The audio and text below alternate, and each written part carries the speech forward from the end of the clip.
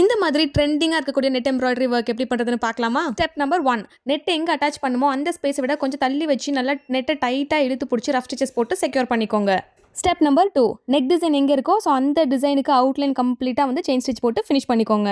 Step number 3, net fabric damage ஆகாத மாதிரி கீழே இருக்க ஃபேப்ரிக் மட்டும் பொறுமையாக வந்து கட் பண்ணி எடுத்துக்கோங்க. அண்ட் கீழே நம்ம கட் பண்ண ஃபேப்ரிக் ஃபோல்ட் பண்ணுறதுக்கு ஈஸியாக இருக்கிற மாதிரி சின்ன சின்ன பீசஸாக சைட்ஸில் வந்து கட் பண்ணிக்கோங்க. ஸ்டெப் நம்பர் 4, இப்போ நம்ம கட் பண்ண பீஸ் எல்லாத்தையுமே ஃபோல்ட் பண்ணி 2 பக்கத்துலையுமே ரஃப் ஸ்டிச்சஸ் போட்டு செக்யூர் பண்ணிக்கணும். ஸ்டெப் நம்பர் 5, நெக்ஸ்ட் பார்த்தீங்கன்னா நம்ம ஆல்ரெடி செயின் ஸ்டிச் போட்டிருக்கோம், அதுக்கு மேலேயே வந்து கம்ப்ளீட்டாக ஜிக்ஸாக் போட்டு ஃபுல்லாக ஃபினிஷ் பண்ணிடணும்.